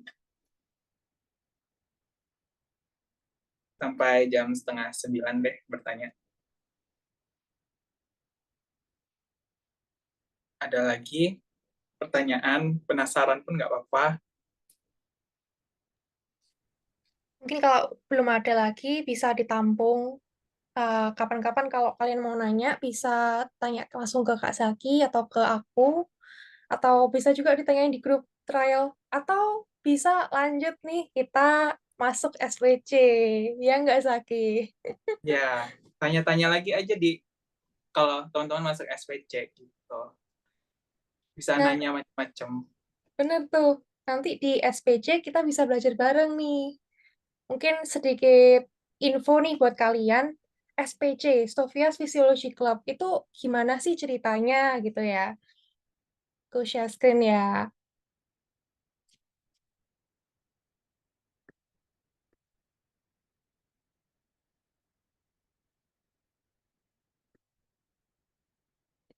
Mantap, Haryo pasti join. Yang lain juga ditunggu ya. Oke, jadi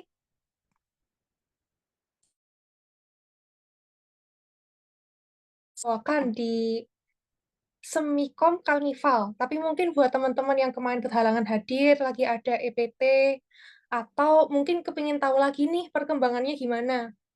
Let's choose, kita dengerin. Jadi Sofia Physiology Club ini awalnya terbentuk dari sejarahnya dari kita alumni Info 2022, di mana saya sendiri, Gladys, dan ada Ragatha Marianto. Kami mendapatkan juara 1, dan tim kedua ada Aldithia Fahri, Najla, dan juga Fajar mendapatkan juara 3 dan best scorers pada individu. Dan kemudian Dr. Imelda mengumpulkan kami dan mencetuskan untuk dibentuknya suatu klub yang menaungi orang-orang yang ingin belajar lebih jauh nih tentang fisiologi, yang tertarik tentang ilmu fisiologi. Karena sejarahnya tuh dulu teman-teman, sebelum kurikulum 2012, sebelum kurikulum juga yang baru ini, itu di bloknya itu anatomi 1 semester, fisiologi 1 semester. Jadi belajarnya itu lebih banyak, lebih dalam tentang fisiologi. Kalau sekarang kan di kotak-kotakin per sistem organ. Dimana kalian mungkin merasa oh belum ya, belum masuk, nanti rasain deh. Di semester 2 itu kalian cuma dapat kuliah fisiologi itu cuma 1, 2, dan itu sangat singkat padat jelas, tapi tidak begitu luas, tidak begitu dalam. Dan juga karena terkotak-kotak, itu nggak ada kesinambungan antara satu sistem organ dengan sistem organ lain. Kalau tadi teman-teman lihat di tekanan darah kan kita bahas langsung ya 3 sistem organ. Jadi kita mau bikin suatu klub untuk belajar bersama. Nah, peresmiannya pada tahun 2023, 26 Juni, yang diadakan secara Zoom dan dihadiri oleh para staf Departemen Fisiologi. Dan program kerja kita mulai dari tahun lalu sampai tahun sekarang ini ada pelatihan delegasi, asisten lab which is coming soon, sekarang lagi proses seleksi internal, lectures, podcast, dan juga bakti sosial. Banyak dan menarik ya teman-teman. Jadi nanti kalian yang mau masuk ke SPC itu bisa selain belajar juga berkarya dalam hal organisasi, karena kita masih seminat yang baru. Jadi kreativitas kalian itu sangat dibutuhkan dan kalian bisa melatih leadership, organization skill, dan teamwork. Oke. Nah, kita kemarin sudah melakukan programnya kita bersama dengan BEM Penpro, pelatihan PKJ 2023 dan 2024. Lalu tahun lalu kita juga ada koordinasi MSPQ, di mana pemenangnya adalah Kak Zaki dan juga timnya. Timnya mendapatkan top 4.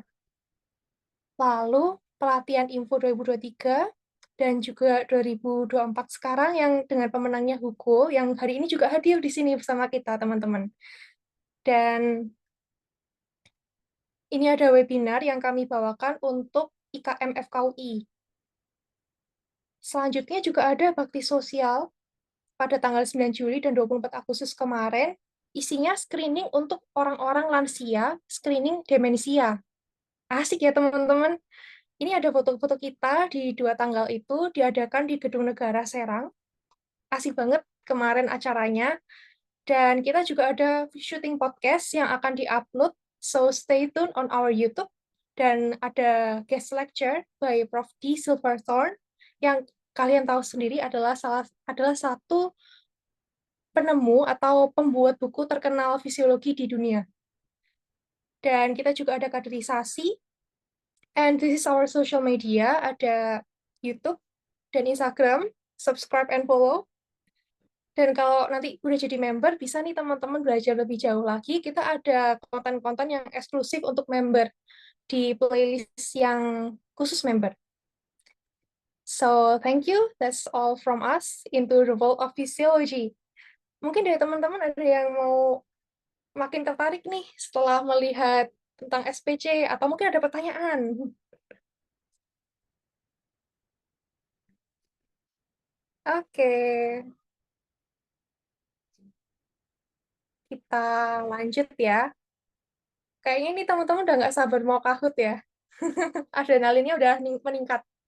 Heart rate-nya gimana nih? Masih normal? Oke, jadi kalian semua udah mau kahut nih. Yang mau kahut boleh ini kasih reaction. Oke, kalau nggak ada yang mau kasih reaction, berarti udah sangat siap. Kita share screen dulu. Teman-teman bisa masuk dulu ya ke kahoot.it.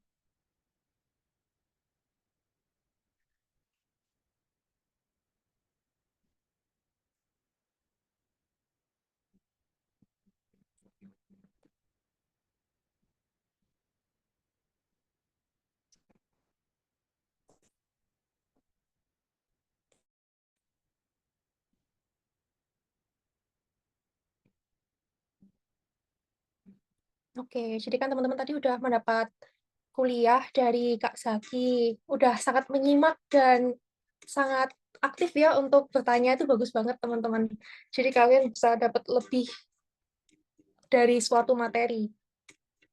Jadi sekarang kita bakal tes pemahaman teman-teman, dan nanti yang menang bakal dapat hadiah. Jadi join yuk, ini game pinnya. Aku izin off cam ya, biar lancar.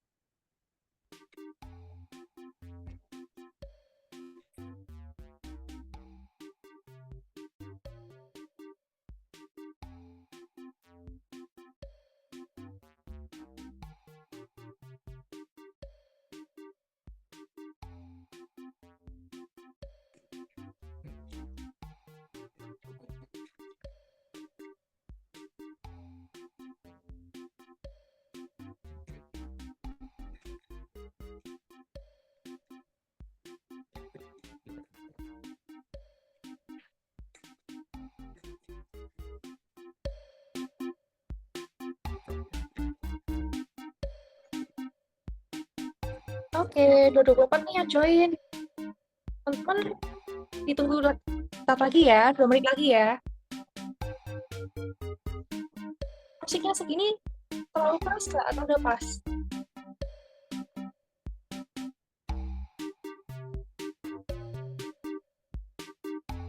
Coba. Oke.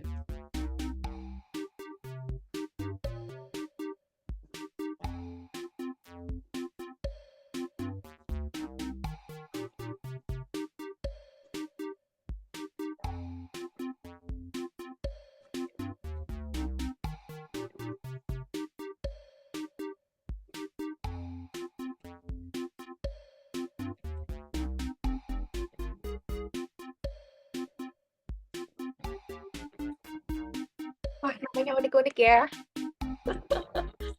Ada mulai dari Ate, Ras, Papa. Coba lagi nih, coba ayo. Oke. Yuk, 1 menit lagi. Tungguin yang masih mau ikut.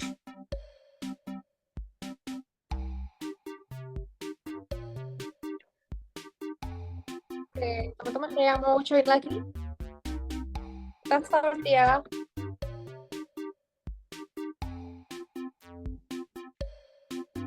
Oke, kita start now ya.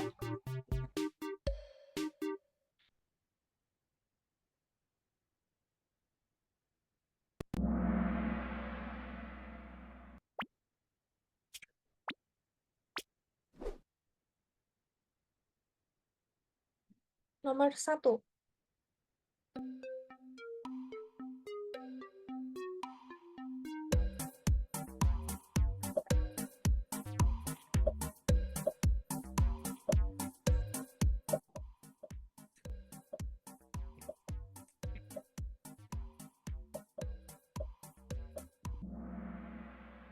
Oke, mantap. 11 orang menjawab benar. Mungkin yang 5 dan 4 boleh Saki beri pembahasan dikit. Oke. Nah, mungkin tadi aku udah sempat bingung ya waktu jelasin materinya. Jadi kan kalau misalnya terjadi penyempitan gitu dari pembuluh darah sekitar setengah, itu kan kita ngomongin jari-jari ya, bukan ngomongin resistensinya. Nah, dan nih jari-jarinya turun jadi setengahnya dari awal. Berarti resistensinya meningkat sebanyak 16 kali. Nah, karena resistensi yang meningkat 16 kali, tentunya flow itu kan tadi Q sama dengan delta P per R. Nah, karena resistensinya meningkat 16 kali, berarti flow-nya itu jadi 1/16 dari flow awalnya gitu.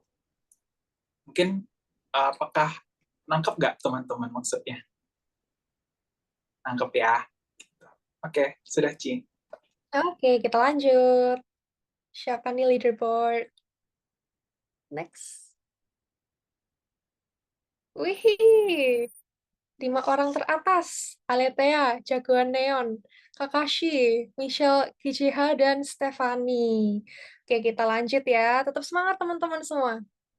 Nomor berikutnya mudah-mudahan lebih mudah. Nomor 2.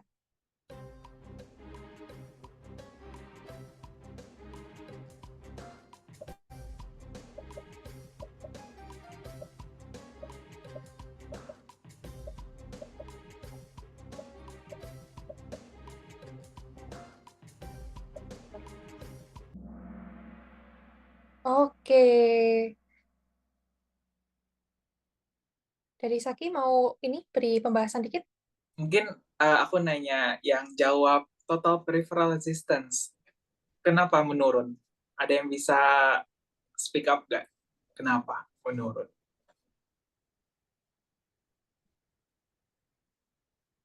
Karena justru makin lancar, Kak. Ya, karena pembuluh darahnya melebar ya. Kalau pembuluh darah melebar, ya pasti resistensinya menurun. Gitu. Oke. Oke. Kita lanjut. Wah, ada 3 orang yang berubah nih dari 5 teratas. Ada Nakei, Fufu Fafam, dan Misan. Stefani dan Michelle masih memegang urutan 2 teratas. Semangat, teman-teman. Ini ada yang 5 places up. Oke, kita lanjut. Nomor 3.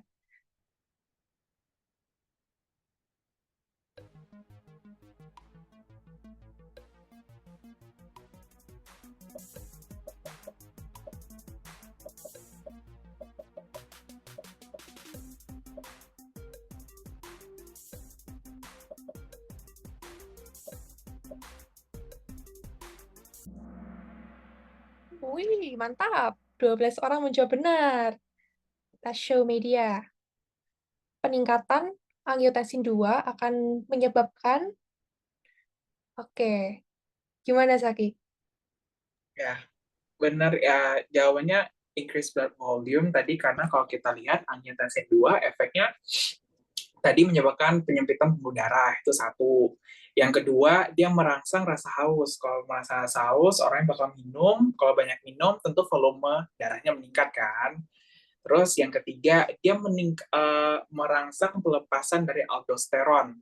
Aldosteron fungsinya apa? Mereabsorpsi natrium. Nah, karena dia mereabsorpsi natrium, Water follow sodium. Air selalu mengikuti natrium kemana. Sehingga ketika natrium terabsorpsi, air pun juga terabsorpsi. Sehingga hal ini menyebabkan terjadi peningkatan dari volume darah gitu. Mungkin kayak gitu sih. Mungkin mau tanya teman-teman yang ngisi mana ya? Inhibit the release of atrial natriuretic peptide sama inhibit aldosterone release, kira-kira kenapa tuh jawab itu?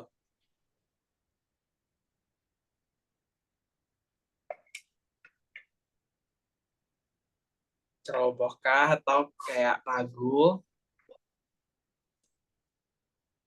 Ya udah nggak apa-apa. Nggak ada yang mau ngaku. Oke, lanjut. Ci. Oke, mungkin nanti mungkin tadi keklik. Kan tadi waktunya cukup cepat juga ya, 20 detik. Nggak apa-apa, teman-teman. Masih ada pertanyaan-pertanyaan berikutnya. Kita lanjut. Wah, ada 2 orang nih. Penempat 5 teratas, Haryo dan Misan. Juga ada yang naik 9, please. Ras. Semangat terus untuk teman-teman semua. Kita lanjut nomor 4.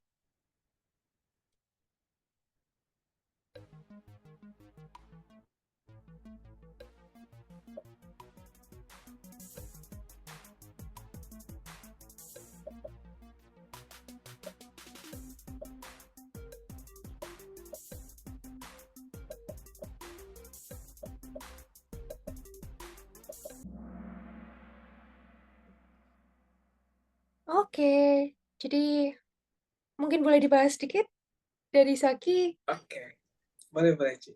Oke, jadi kalau ini, jadi mungkin tadi aku nggak ada mention ya. Jadi kalau kita ngomongin parasimpatis, itu kita bisa ngomongin sebagai respon vagal juga ya.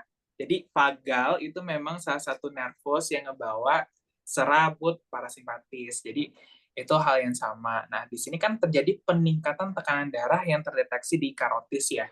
Nah, kalau misalnya terjadi peningkatan tekanan darah di karotis, satu yang terjadi adalah peningkatan firing rate pada baroreseptor yang ada di karotis. Ya kan? Nah, terus yang kedua, responnya apa? Kalau tekanan darah tinggi, kita mau nurunin, ya nggak? Nah, kalau kita mau nurunin, sympathetic activity-nya kita naikin atau turunin?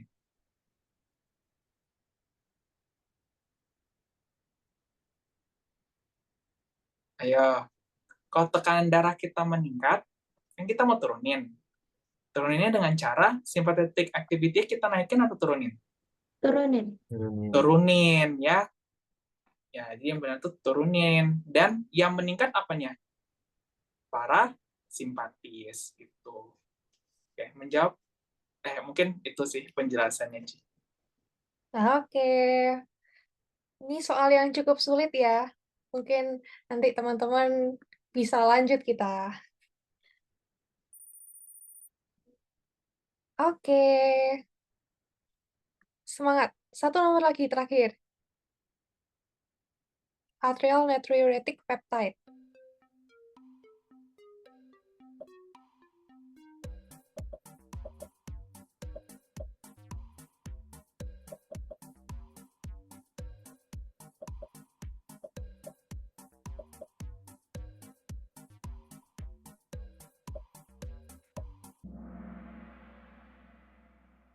Oke, boleh dibahas sedikit dari Zaki?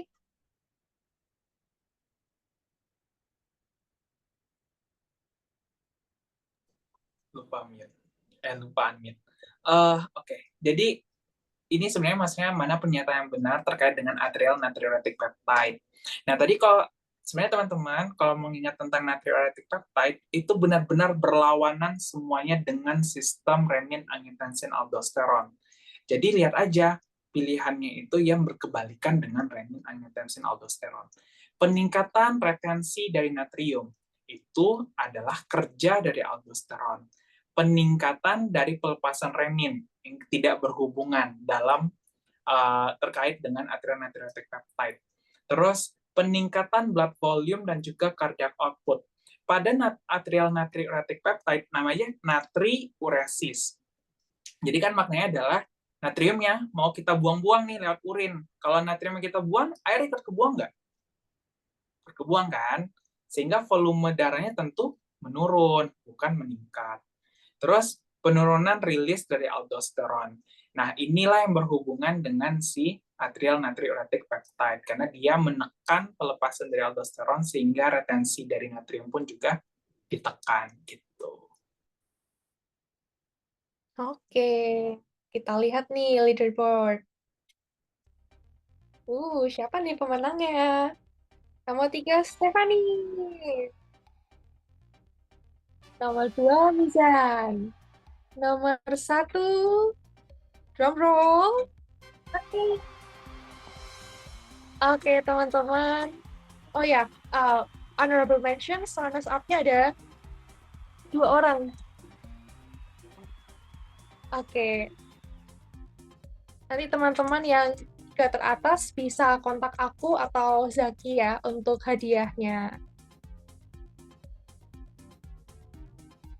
Bagi teman-teman yang mungkin belum berkesempatan untuk dapat hadiah, nggak apa-apa, jangan berkecil hati ya teman-teman.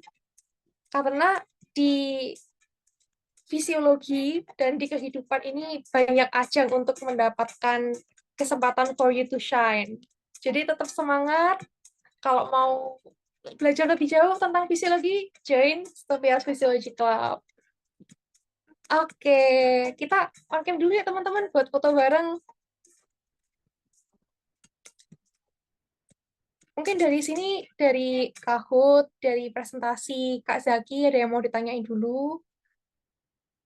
Atau mungkin mau kasih kesan-pesan nih tentang trial SPC?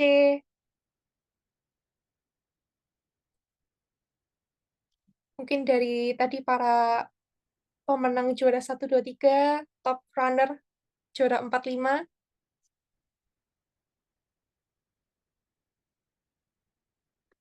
Satu orang aja deh buat kasih kesan-pesan.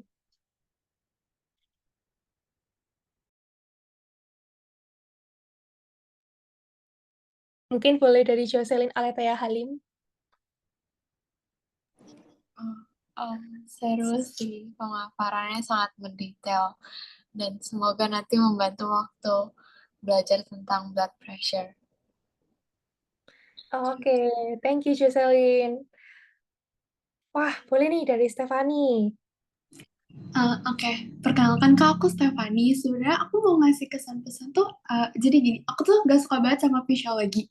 Tapi pemaparannya kakak tadi itu sangat-sangat seru dan bikin aku jadi kayak penasaran banget sama fisiologi. Karena tadi kayak detail dan ternyata menarik banget gitu. Jadi aku sangat apresiasi. Jadi bikin aku nggak terlalu membenci fisiologi. Wah, Zaki bisa nih berhasil membuat orang suka fisiologi. Nah, kalau dari Hugo nih ada pertanyaan, kenapa nggak suka fisiologi? Padahal asik loh. Asik kan ternyata kalau misalnya dibuat dengan cara yang menarik, itu bisa menjadi menarik. Nah, dari teman-teman yang lain ada yang mau tambahin lagi kesan-pesan? Mungkin kalau udah nggak ada, kita on cam semua ya. Kita dokumentasi dulu. Oke.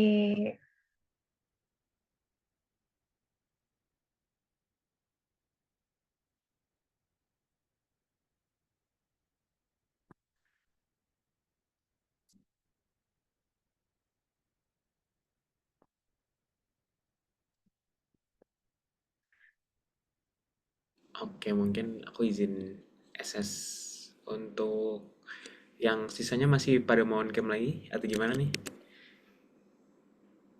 Atau langsung aja? Oke. Sip. Oke, Yang lagi berharap bisa kasih attention. Oke. Oke. Bentar. Oke, izin SS slide pertama ya. Bentar. Oke, bentar slide kedua. Oke, aman-aman. Oke, teman-teman. Terima kasih banyak sudah ikut dan menghadiri acara ini sampai akhir, menyimak terus. Kahootnya juga pada aktif. Senang deh sama kalian yang penuh dengan semangat ini. Mudah-mudahan kalian tetap semangat, IPD 2-nya lancar, lancar terus deh sampai lulus ya. Dan nanti ditunggu semester depan daftar ke SPJ. Mungkin yang mau jadi pengurus juga, mau mengembangkan kemampuan leadership, teamwork, dan berbagai kreativitas kalian, bisa banget join. Oke, nanti kami mohon buat isi G-form ya, kita kirim ke grup line, tolong diisi. Thank you semuanya, udah boleh leave. Selamat istirahat, selamat weekend, and have fun with FK. Terima kasih juga kepada narasumber kita, Zaki, yang sudah sangat keren membawakan materi hari ini. Oke. Terima kasih Kak. Makasih, Kak. Kak. Terima kasih, Kak. Makasih, Kak.